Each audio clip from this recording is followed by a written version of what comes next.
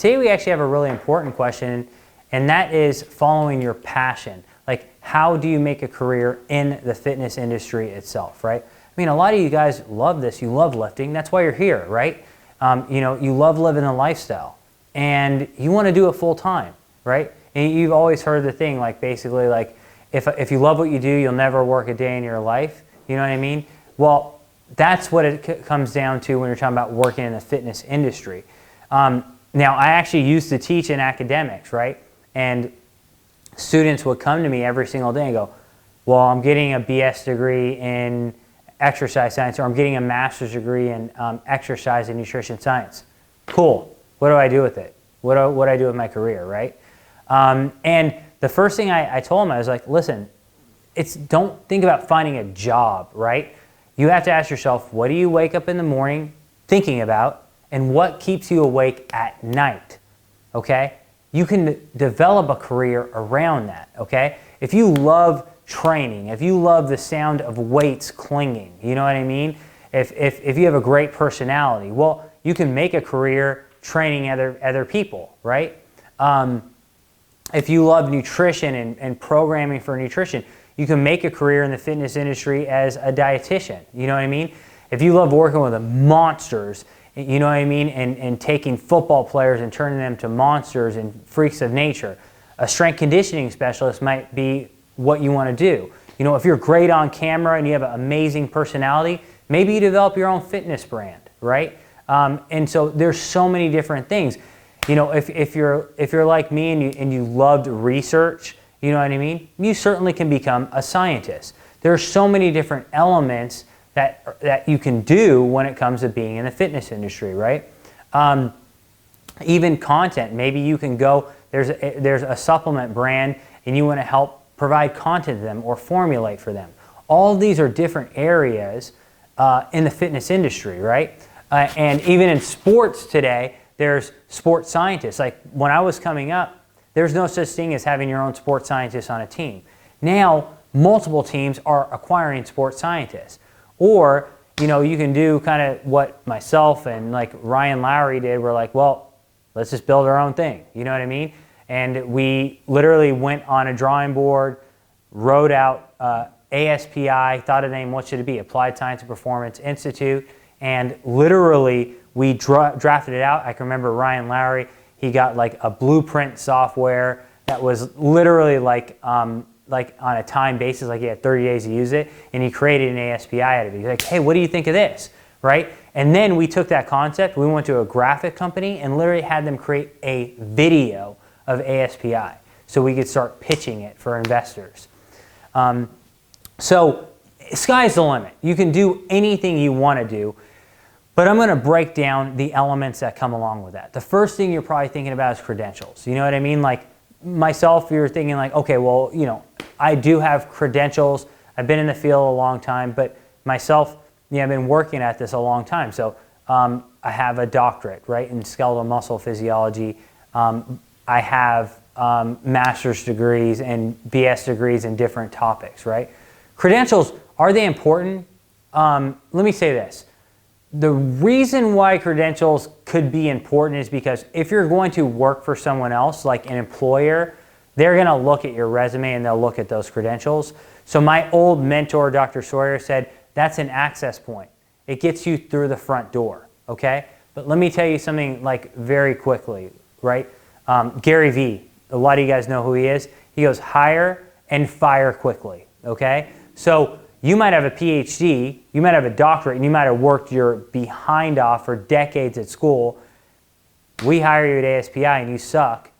We fired PhDs before, okay? Just because you have a PhD does not mean, there's a lot of PhDs who can't train someone. Like a PhD in exercise science who could not put together a program and train someone. Why is that the case? PhD, it means this. A BS degree is broad. A master's degree narrows in, and a PhD, you're actually focused on one single topic, right? And that's the thing, you become more and more narrow when you lose sight of all the bigger things, like how do you program for somebody? How do I develop a training program for someone? They don't teach you that in a PhD, you're focused on one single topic by the time you graduate, okay? So there's a lot of PhDs where they're in an academic system for so long that they don't know how to think for themselves anymore, right? If it's not a study that's been published, they don't know how to think outside of that, even though studies are limited. And so, and a lot of PhDs are very socially awkward. Like, I wouldn't want to even hire one because they're so stuck internally that they can't work with other people. So credentials are important, that they get you through the door, but that's only the first step. A lot of people have credentials, okay? So I think you need to study what your field is and get some credentials that are important, but really it's about experience and practical knowledge, okay? When I'm looking basically at who to bring on, I want to know what they can do. And a lot of that's based on experience. How many years have you been in the field? What have you done? How many companies have you worked for? That's what I want to see. And more than that, I want to know, like, what is your experience like? You know what I mean? ASPI is a very innovative and changing company, okay? So like Jack right now, who's filming this and who works with us at ASPI, before Jack came on, there are a lot of people who are applying for positions, and Jack had experience with action, okay? He had a lot of experience with action and movement and catching people live, right? Well, at ASPI, when you're working with dynamic athletes, you have to have that. You might have someone who had 20 years of experience capturing people doing still actions. You needed someone who was moving and someone who was dynamic, right? So his experience fit the position, and I think that's the key thing. With Muscle PhD and stuff, the guys who work with Muscle PhD, like Charlie, for example, Charlie had a ton of experience with copy. He had a ton of experience in writing, but he also had a lot of experience as an avid lifter himself, right? Whereas if I would have got some guy, and Charlie's getting his PhD, but if I would have got some a science nerd who had zero lifting experience and had a PhD, you know, in some molecular biology topic, and by the way, we've hired people like that on ASPE, and it didn't work out, right? Because all they know is molecular. And Charlie knows that stuff, but that's all they know. They've never experienced the gym themselves. So think about it, you got to live it in experience, and you have to have the experience in a job.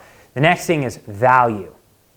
Bottom line is that you are successful in your career to the extent that you can bring value to other people, okay? So if you only know technical terms and you only know how to regurgitate what a book says that no one else can understand, your value is very little to society. You will not have a very successful career, okay? So you have to think of yourself, what am I doing right now to bring value to a given person, okay? And that's key. That's why Muscle PhD, what's it all about? It's all about application.